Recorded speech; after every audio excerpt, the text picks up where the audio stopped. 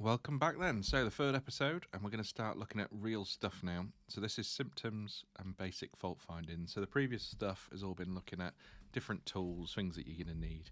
Now, I'm going to give you a bit of a method. So, this is just the one that I'm using for this. There's many different ones. You can ignore it, you can use it, you can do this in your head. You don't need to exactly write these down. This is just to show you something. So, the first part is going to be terminals. So, I'll explain what I'm talking about. So, no matter what battery you've got, you can see all the different types here that I'm just plonking out: Einhell, Ryobi, Makita, Milwaukee, Bosch, DeWalt, whatever it is, they've all got these terminals, and these are all part of the fault finding process. The first bit, and it gives you one of the key symptoms and the key things to understand right at the beginning so you know what you're dealing with. So they've all got them mostly in the same place. The Ryobi one is just on a stick, very, very much the same though. So I'll tell you what I'm talking about here. I say terminals, but I'm talking about checking the terminals. So what is the voltage across the terminals? That's what I'm talking about. So they all have positive and negative symbols on, which is quite helpful. And then you get your reading just by doing that. And that's one of the first things you always do. Now, I've categorized these into different areas. So this is good volts. So I'm saying 17.8 to 21. 17.8 is just a guide. It could be anything you want. It could be 17, could be 16. But for me, I'm just saying that. Low volts, slightly lower and down to 10. Very low volts, anything under 10. And then high volts, which you don't see very often. And you've probably got a problem, a dangerous problem anyway, or a misreading. Something over 21. But I'll show you those as we find them. So normally you can ignore a lot of those. But in theory, terminals, what have you got across them? That's all you need to check as the first thing. So that's always the first thing. And when I say that, this is probably the first thing. Check the indicator bar, put it on a charger, and see what happens. That is the very first thing. So this is sort of process 0. Process 1 is then what have you got across the terminals. Now, this, I say, is what you're looking for. These are just different variations then, and they can kind of lead you to what is the problem, and you can get a bit of an understanding of that as we go through this. It should become obvious. You have certain numbers, it might mean a certain thing. It might lead you one way, it might lead you another. But basically, have some of these, just have them in mind. It doesn't really matter about what the exact number is. Now, the next bit to talk about is the cells and the board. So there's not a lot to most batteries. You're talking cells and board. Now, it's an inspection. Okay, so you're looking for connections that are broken. You're looking for damage to the board, which is visible to the eye, and we'll explain some of that later. And you could probably see some of that through the top sometimes as well. You occasionally get melted ones, you get ones where you can see the connections are black, where they've been burnt, that sort of thing. When we come to do the voltage tests, you might have X number of cells that are low, could be 2, could be 4, could be more, X number of cells that are at 0 volts. Now these are the main ones, and really these are the ones you see most often. And this sort of stuff covers probably 99% of it, something like that. You may get none of those and they may be perfectly fine, but it still doesn't power at all. Now that then still means that the board has got a problem and you'll need to change the board. There's some damage that potentially you can't see with your eye. Could be on the circuit board itself. And we're not really going to go into that sort of detail, but if it doesn't power at all, we know that it then needs a board change. So all sorts of things to look at. So these are really, again, just the basic ones that you have, and they cover 99% of the issues that you're going to see. Not powering at all, say, is a fairly common one, but it generally means something else. But if you do it, your cells are fine, everything looks fine, it's going to be something wrong with the board. So just bear that one in mind. So let's just straighten these up over here a minute, and hopefully you can understand then. This, just treat it like a flow chart almost. So if you've ever used flow charts, that sort of stuff, if the voltage is X, if the number 2 here, cells and board, is X, then it's going to mean something, and that's what we're going to look at next. So here, I say, these are just examples, but they're very, very common examples, and the ones you're going to see most likely. There are not many things, and I'm struggling to think of anything that wouldn't be covered here. Maybe a capacity issue with some of the cells, so the volts are fine, but actually there's something wrong internally. So the other one is a no fault found, an NFF. Some of you might start realising what background I'm from when you see some of these terms. So no fault found means you've got good volts, your board is fine, your cells are fine, you are powering a tool, and to you there's nothing wrong. So that is something that's going to be much more advanced, and we'll come to at the end. Normally it means whatever the fault was, it could have been the customer, or your charger could be broken. I had that recently. I actually got a battery on eBay that said it was broken, put it in my charger and it works fine. So potentially double check your charger as well before you kill it off. So the next bit then is corrective action, and this is where we come to some of the repairs that you'll see. So as an example, you've got X number of cells that are dead, basically. So you found them here in the terminal stuff, you check them, and it said you've got a load that are dead. So you're going to replace the cells. So sounds simple, and it is. Another one then, board's damaged. What are you going to do? So very obvious. So you've probably got good volts, could be any of these, but actually you find some damage on the board, something like that. Not powering at all, potentially. That's another one here when you change the board. So that would be a board change. That'd be a corrective action. So that's a pretty simple one again. So another one, what if you've got broken connections? So you check your volts, you find broken connections, you do a connection repair. So your volts were low because some of the cells were potentially not connected up, and now they're sorted after that repair. So again here, X number of cells that are low, initial finding was low volts, and you do a voltage recovery. Now that could change into a cell replacement.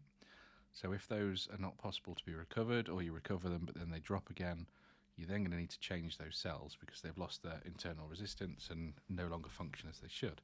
So voltage recovery can turn into a replacement sometimes, but fingers crossed it doesn't. So everything here you can see is really, really quite simple. You'll get used to all of these. One will lead into another. You know, good volts here, which is not bad. Not powering at all, that means a board change. So very, very simple.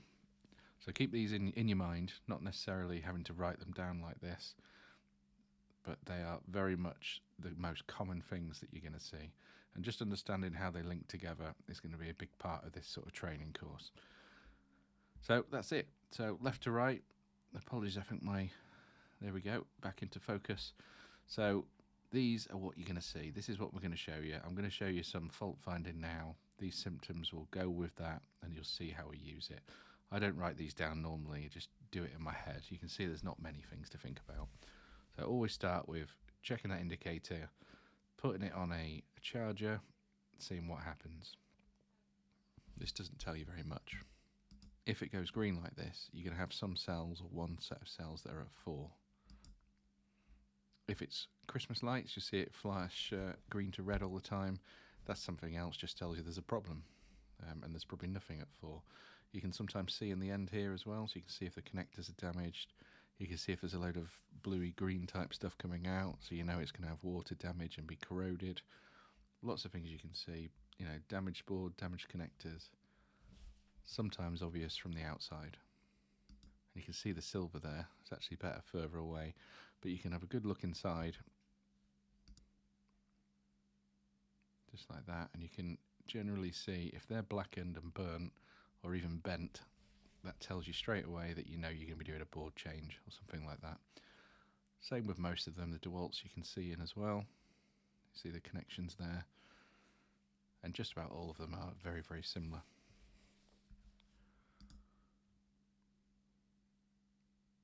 So that's the process. So another thing to do is just look out for anyone being in them previously, just tampering basically.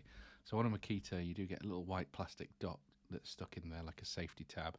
See if that's out, see if there's any screws missing on the others. Gives you an idea of, is this going to be a nightmare? Sometimes it is, sometimes it isn't. So these are basically the basic symptoms that we look for. So you've got the terminals there, what's across them, what are the symptoms in terms of the second set, and then what's the corrective action, what are we actually going to go away and fix. And the fix is going to be in some of the later videos. I just want to show you the first, probably this one and the next one is actually going to be on the faults. So the different faults you're going to find and what they mean. Then we can look at how we fix them. So this one is a replica Bosch. It's one that I've got in at the moment, so I just want to show you some of the ones that I've got at the moment and what the problems are.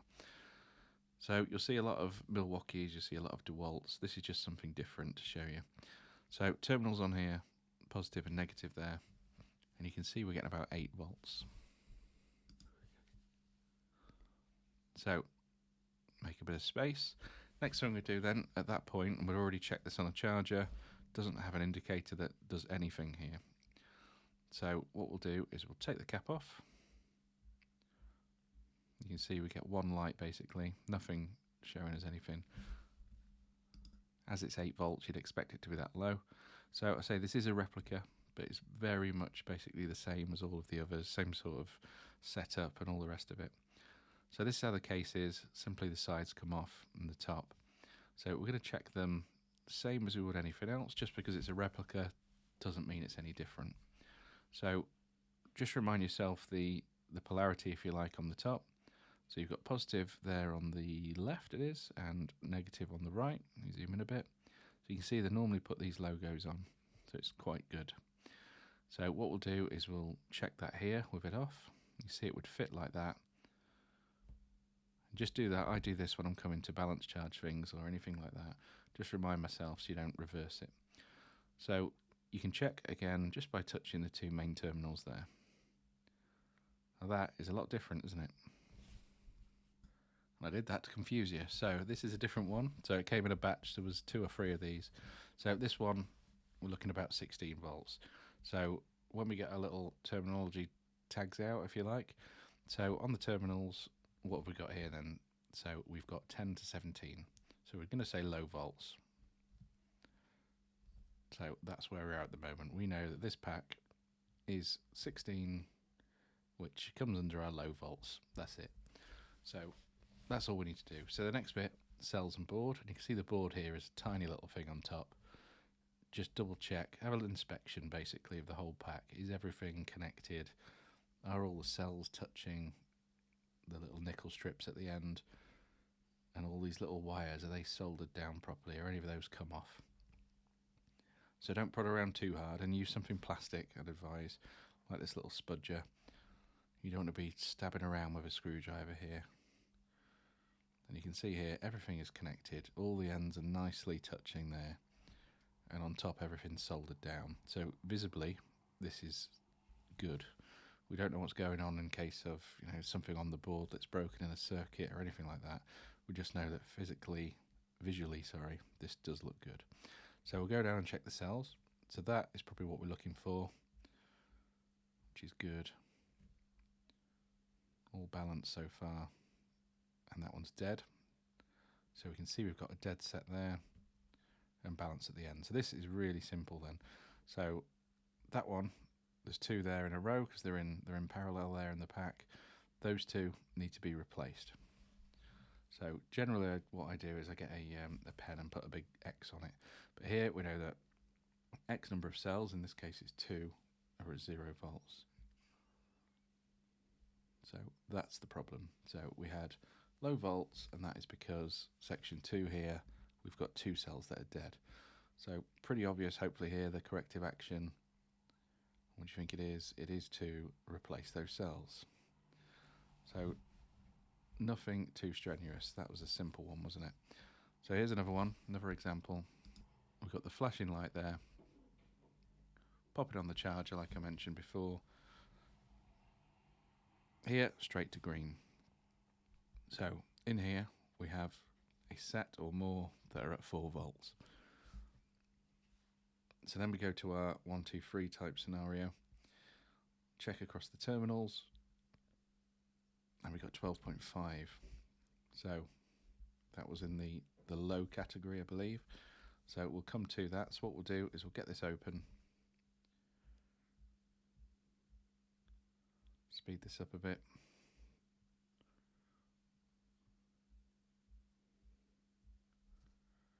Try and keep all your parts as well. So generally I have these little mats that you can see in front.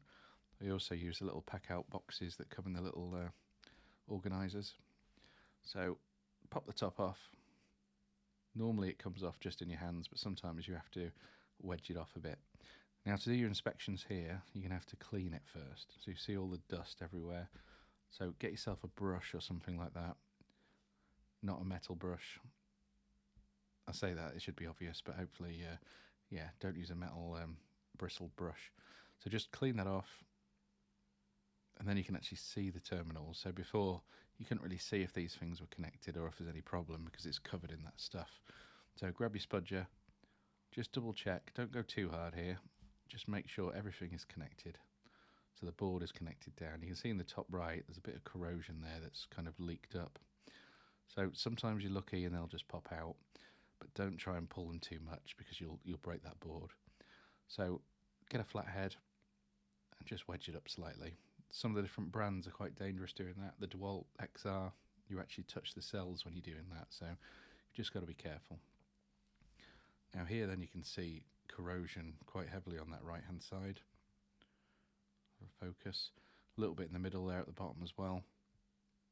So if I was going to guess, I'd say the one on the right, they're both dead, but we'll see in a minute. So finish your inspection of the board and the cells, clean it all off, double check all these connections. You can see they're all touching there. You don't have to start prodding around, generally you can see. So that looks pretty good. There's just that corrosion issue at a minimum. So let's have a look at the cells then. So we've done the inspection. We can say that the board is visually fine, nothing wrong with that. So we'll go down these cells one at a time. So that's quite low, but recoverable. So I will try and recover that one. So that's good. That's good, but not balanced. So we'll need to bring it up, and that's good. And that one's basically dead. It is, you know, we could attempt that, but in reality that's just going to drop straight back down. So that set of cells at the end we also need to change then. So there's a couple of things here. So we'll just mark up which one it is so we don't forget. It's both of those. I do put the cross at the top, but they are in parallel. So it's going to be both that we swap out. So this one here, if I put the probes the right way around, it doesn't give you that negative symbol. But that one, I'm going to do a different sort of pattern on here, just a line. So I know that that one needs recovery. So this is where they could turn into a replacement, but we'll recover it first, see if it stays up, and go from there. So we'll take those two out on the right hand side. We'll clean this one up because there's a bit of corrosion on there as well. And then that should be this one. So again, fairly simple. We've got two dead cells, two that need recovering, and then one that just needs a little bit of a clean on the end. If you see corrosion, it's best to get it out because it just spreads basically. So that will be the issue here. Pretty simple then. So looking at our system again, this would be for the terminals. We had low volts. Hopefully that makes sense. For the cells and board, the board looked okay. There's nothing there that was visually broken or anything like that.